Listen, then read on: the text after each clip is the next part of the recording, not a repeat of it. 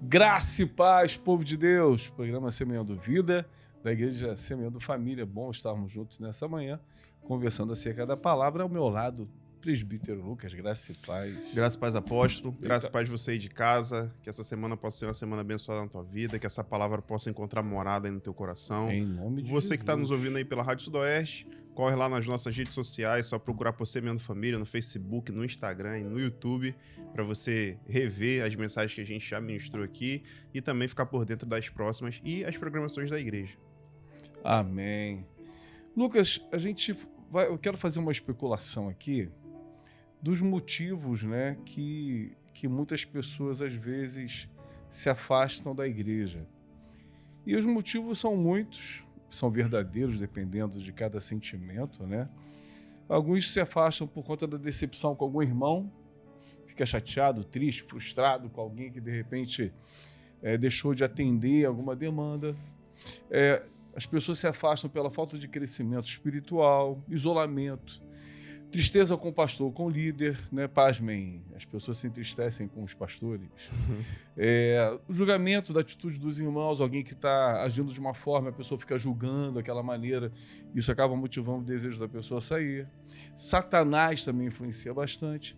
Mas uma das grandes demandas que percebi nesses anos, né, de ministério é que muitas pessoas se afastam da igreja, muitas das vezes por conta do seu próprio pecado, pela sua própria dificuldade, seja de entender os processos de cada pessoa, o processo da igreja, o processo dos irmãos, seja por falta de maturidade. Salmo 32, versículo 2, o salmista diz assim: feliz aquele cuja maldade Deus perdoa, cujo pecado ele apaga.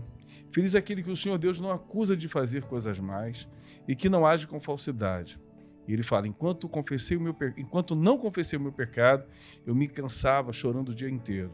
De dia e de noite, tu me castigastes. Ó Deus, as minhas forças se acabaram como o sereno que seca no calor do verão. Então confessei o meu pecado, não escondi a minha maldade, resolvi confessar tudo a ti e tu perdoastes todos os meus pecados. É claro que na especulação são todas as verdades, os motivos, seja a tristeza com um irmão, o isolamento, a decepção com o pastor, com o líder, são motivos, mas a grande maioria das vezes tem a ver com aquilo que dentro do coração da pessoa ela não consegue suportar, ajudar, amadurecer. Eu conheço um casal que saíram de um ministério entristecidos com a irmã Maria. Isso não é o nome dela, né? É mera semelhança, qualquer semelhança é mera coincidência. Saiu com a irmã Maria, chateado com a irmã Maria e tal. Aí foi para outra igreja, né? E naquilo que foi chateação com a irmã Maria, agora o nome não é Maria, agora a irmã é Betina. Mas é a mesma situação, aquilo que você não consegue vencer acaba automaticamente pegando você de novo nessa demanda de crescimento como Deus quer. Então, quando o nosso pecado, a nossa dificuldade de perdoar, de entendimento, de ser longânimo, de caminhar mais uma milha, de oferecer outra face, de não entregar só a capa, mas também a túnica, quando a gente tem essa dificuldade, a gente vai gerando essas mazelas dentro do coração e automaticamente muitas pessoas desistem de caminhar na igreja como um todo ou no ministério em questão. Apóstolo, isso tem crescido bastante o número dos, entre aspas, desigrejados, né? Verdade. Um povo que defende essa doutrina de que igreja não é necessário, que Cristo é Cristo em casa e tudo mais, quando na verdade Cristo nos criou para viver em comunidade, né? Estarmos unidos para que a gente consiga expandir aquilo que é a palavra do reino. Porque sozinho em casa, esse evangelho vai se cumprir dentro da minha casa e só, né? E aí pode chegar naquele nível que a gente já conversou em alguns programas anteriores do evangelho para mim só. Ele só é para mim, ele acaba em mim, as bênçãos são apenas para mim.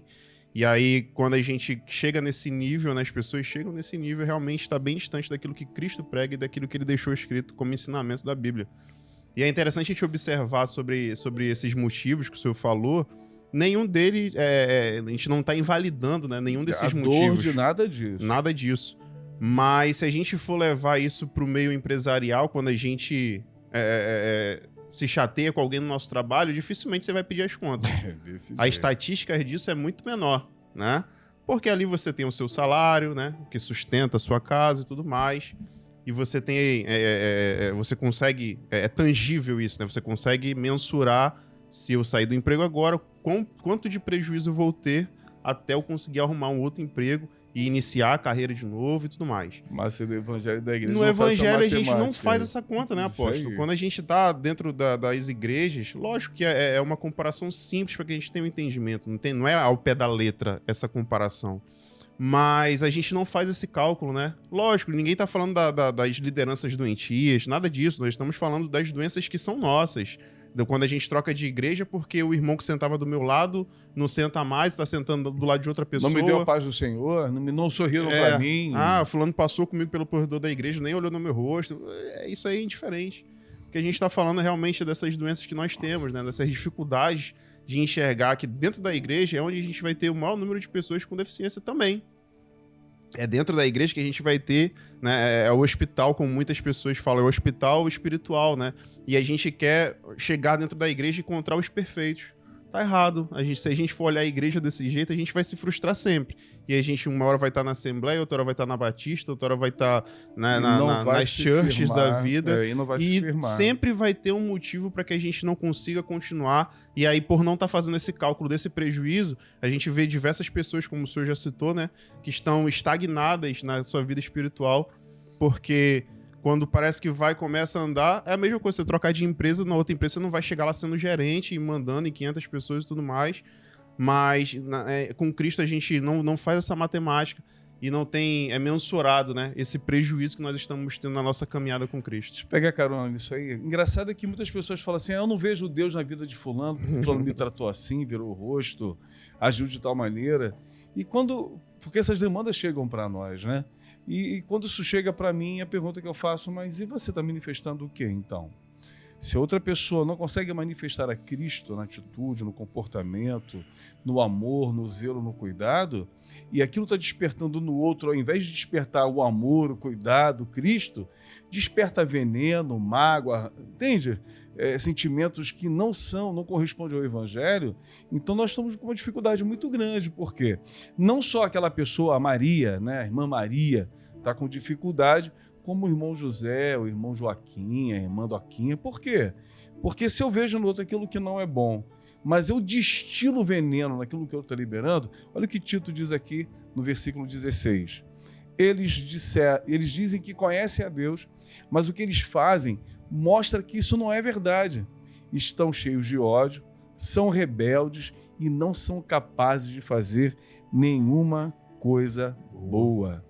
Então, muitos de nós, muitas das vezes, porque eu vivi isso, eu via a atitude de alguém, aquilo me chamava atenção, eu lançava uma crítica sobre o comportamento daquela pessoa, mas quando eu olhava no espelho, eu não estava dando um testemunho melhor do que aquele outro.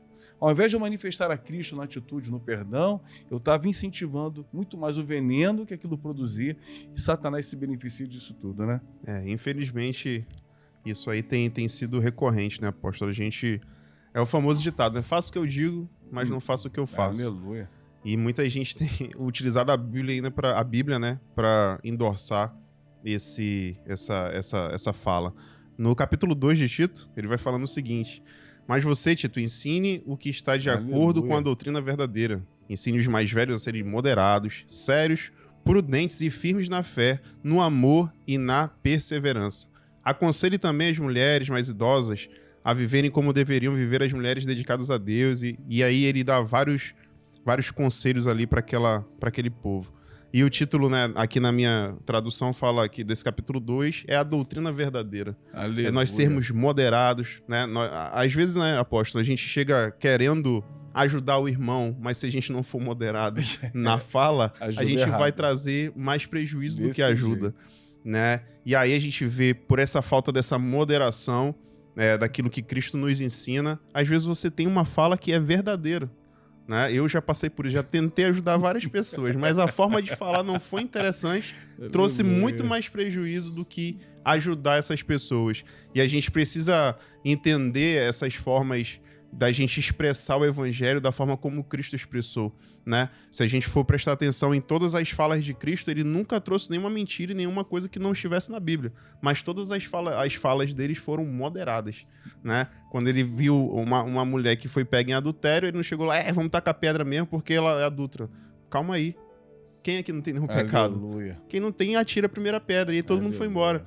E hoje a gente esquece desses versículos que são primordiais para as nossas vidas. E a gente às vezes se apega só naqueles que vão nos trazer bênçãos, naqueles né, é o para mim, é o para agora. E a gente esquece que Cristo, o maior ensinamento é que a gente consiga amar o próximo como Cristo amou a igreja. Se a gente tiver isso na nossa mente, a gente vai parar de mudar mais de igreja e amar mais os irmãos.